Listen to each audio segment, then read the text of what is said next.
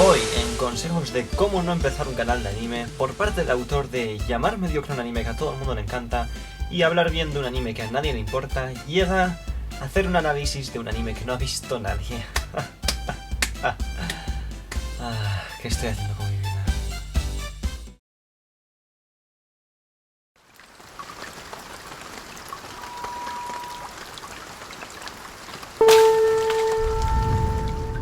¿No sentís pena a veces por los pobres personajes atrapados en la historia que estáis viendo? Los cuales son obligados a seguir los pasos que los guionistas les han marcado de principio a fin y tienen que acabar en contra de su voluntad o no, cómo y dónde la historia acaba. ¿No? ¿No sentís pena? Yo tampoco, pero eso a los personajes de Gosenzo-sama Banbanzai les da completamente igual, ya que siempre cuestionan e intentan ir en contra de la trama que les fue otorgada. Hagamos un poco de historia. Gosenzo-sama Banbanzai es una serie de 6 OVAs de los 80-90 producidos por el estudio Pierrot, el cual es ahora conocido por grandes producciones como Naruto y Bleach. Y en aquel entonces tenía también sus grandes producciones, ya sea Urusei Yatsura, Ukimagure Orange Road, etc.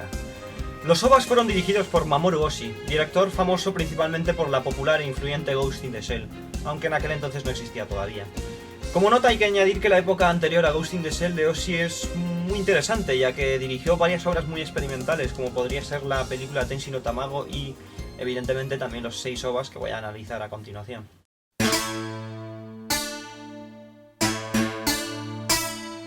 Estos OVAs tratan de una familia que... A ver, no voy a mentir a nadie. En este análisis doy por supuesto que habéis visto la serie, ya que voy a spoilear completamente la trama. Pero al mismo tiempo sé que nadie habrá visto estos OVAs, así que contaré muy brevemente de qué tratan para que así juzguéis vosotros mismos si os interesa o no verla. Yo ya os digo que la recomiendo muy mucho, pero bueno, cada cual con lo suyo.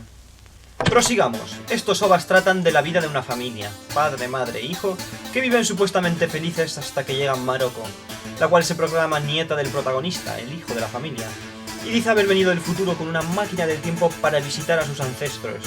Es entonces cuando la estructura de la familia feliz empieza a colapsar. Y ahora comienzan los spoilers.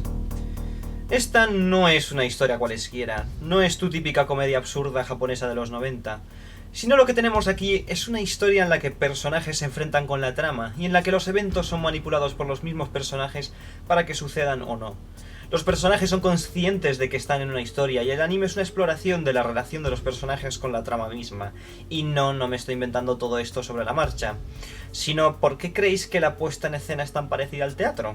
La constante obsesión que tienen los personajes de hablar dirigiéndose al público a pesar de estar hablando consigo mismos, lo cual también es conocido como monólogos y o soliloquios, que son tan comunes en el teatro. Y los planos simplistas con tanta falta de movimiento que uno se pregunta si esto es una sitcom americana o qué. Y no lo es, sino esto es para reflejar la inamovilidad del teatro, ya que ahí no hay planos, evidentemente. O si nos fijamos un poco el diseño de los personajes, que los hace parecer marionetas, que aparte de tener su sentido desde un punto de vista temático en la serie, es una vez más para reforzar ese estilo teatral. Incluso en la forma que tienen los personajes de expresarse, movimientos exagerados y a veces incluso dramáticos, aprovechándose de una animación altamente expresiva, y aprovecho este momento para decir que es increíble para la época, en la que gestos y movimientos trabajan junto a la narrativa para hacernos creer que esto es un drama. Todo esto es porque los personajes de esta serie son actores en un drama, en una obra de teatro, y son conscientes de ello, saben que están actuando, saben que están en una historia, y ciertos personajes quieren escapar de ella, otros quieren cambiar de historia, otros no quieren hacer parte de nada, otros son los creadores de la historia y otros son la historia. Pero creo que me estoy adelantando a mí mismo. Rebobinemos y empecemos de nuevo.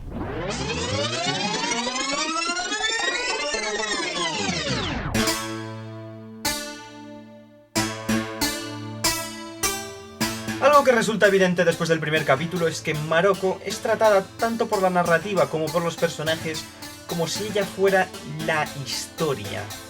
Esto nos lo muestran y dicen de varias formas, pero cojamos la primera escena después del opening, la cual comienza con Inumaru, el cual podemos ver que es un chico cualesquiera en la adolescencia, que quiere salir y explorar el mundo exterior, quiere vivir una aventura, ser parte de una historia, pero no puede porque le tiene miedo a lo que pueda encontrarse allá afuera.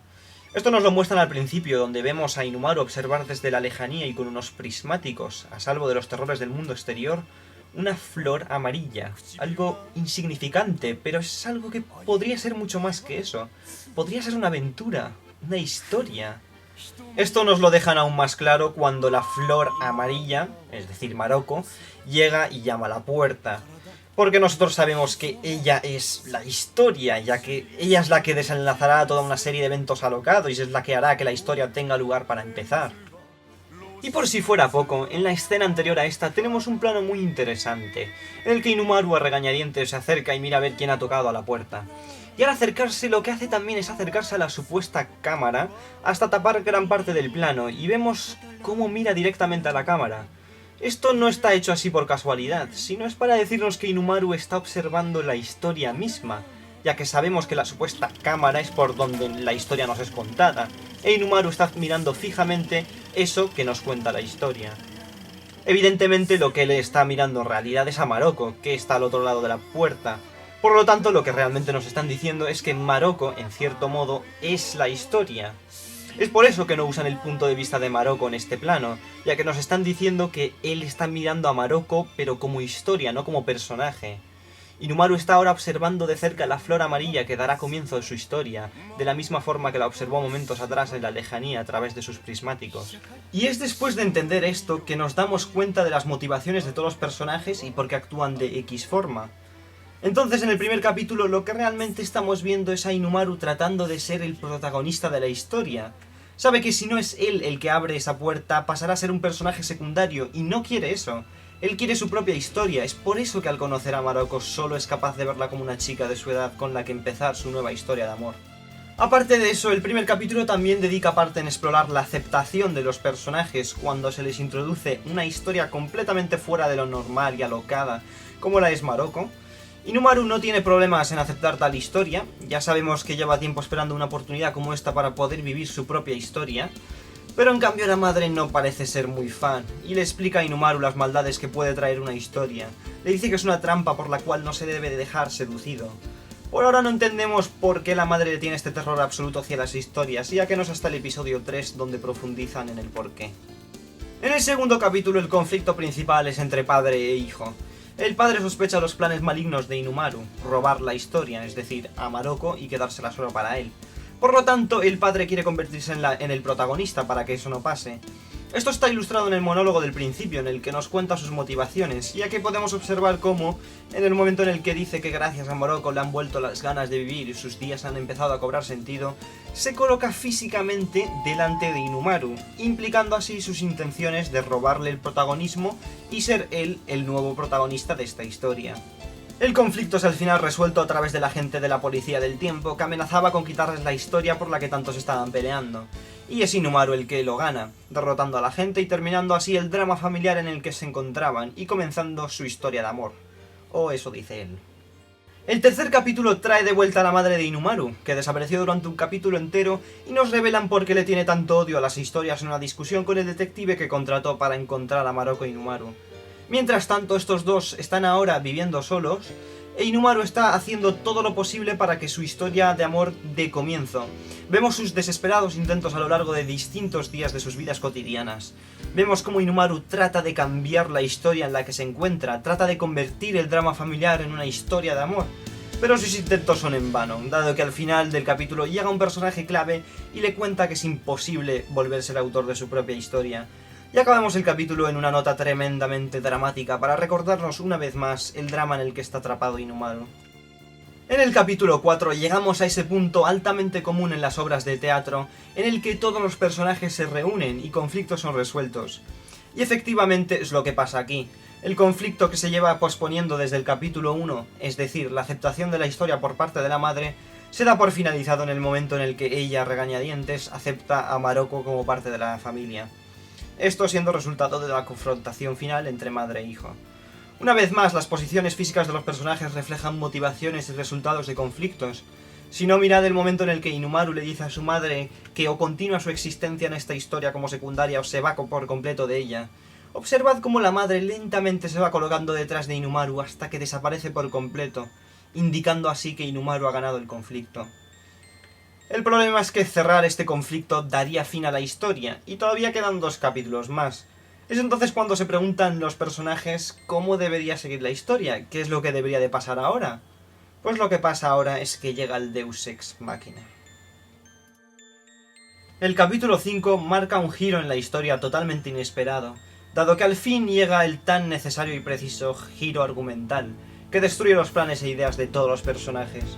Todos ahora tratando de encontrarle sentido a esta historia que está durando más de lo que debería cuando llega el personaje clave y en el momento en el que la historia literalmente y metafóricamente colapsa sobre sí misma y se cae encima de los personajes, este personaje revela que es el padre de Maroko y que está tratando de parar el círculo vicioso temporal en el que se encuentra.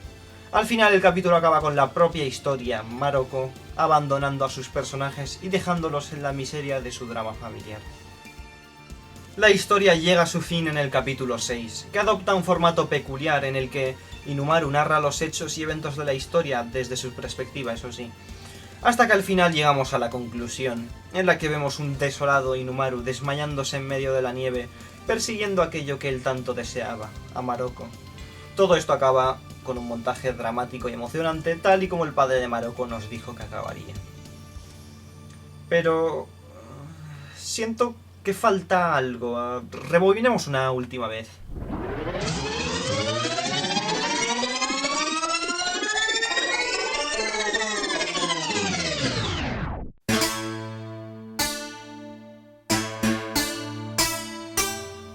El género al cual pertenece este anime es bastante importante.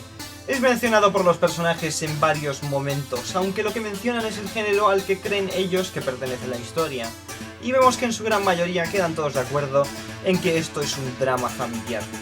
Claramente nosotros sabemos que lo que estamos viendo no es eso, sino es una tragicomedia. Sabemos esto por el contraste entre drama y comedia presente a lo largo de Gosenzo-sama. Momentos dramáticos se ven interrumpidos por los momentos absurdos y viceversa. Este contraste es un aspecto clave en la serie, ya que refleja el contraste que existe en los personajes de Gosenzo-sama. Porque por un lado son parte de la historia y estas son realmente sus vidas, y por otra parte saben que hacen parte de una obra de teatro en la que actúan. Y al mismo tiempo este contraste también hace referencia al que existe dentro de la narrativa. Por una parte tenemos la narrativa corriente, la tradicional, que nos cuenta la historia de una familia que es llevada a la destrucción por culpa de una mala espina, Maroko, y a lo largo de los capítulos vemos el insano y desafortunado desarrollo de esta familia hasta que es llevada a la perdición. Y por otra parte tenemos una familia a la que se le presenta una alocada y lógica historia, Maroko, y el desarrollo se dedica a explorar cómo actúan los distintos personajes ante tal premisa y cómo llegan a la aceptación de esta, para después verse abandonados y dejados en la miseria por la misma. Pero volviendo a lo que dije antes, el hecho de que los personajes piensen que están en un drama cuando nosotros sabemos que no es así, puede significar varias cosas. La más obvia es que los personajes, a pesar de ser conscientes de que están actuando en una obra de teatro, no saben la realidad absoluta. Que es que esa obra de teatro, ese drama, es realmente parte de un anime, de una tragicomedia. Esta idea además se ve reforzada en el último capítulo, donde vemos como Inumaru parece despertarse de un sueño para aparentemente luego despertarse una vez más de otro sueño, indicando así las múltiples capas de la historia. Estos son especulaciones, ya que el último capítulo es dejado en un tono muy ambiguo para múltiples interpretaciones, por lo tanto, poca cosa clara se puede decir de lo que pasa en este.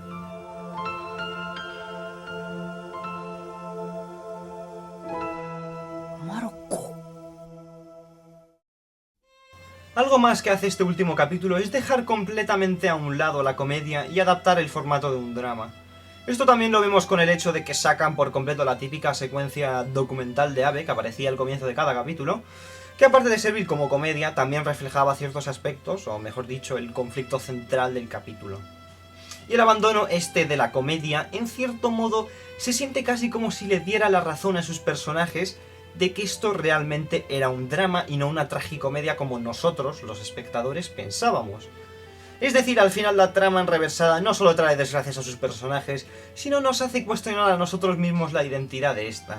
Esto también se relaciona a las palabras que dice el padre de Maroko en el capítulo 5, cuando en su monólogo contesta las preguntas anteriormente exploradas en el capítulo 3 de por qué contamos y escuchamos historias, y nos revela que la gente lo que busca son comienzos llenos de anticipación y finales emocionales, ya que eso es lo único que no podemos ver de nuestras propias vidas. Y nos dice que simplemente por escuchar historias formamos parte de ellas sin siquiera darnos cuenta. Al principio pensamos que dice esto refiriéndose a sí mismo, pero al final nos preguntamos si nosotros, como espectador anónimo, también influimos en la historia de alguna forma. Buenas noches.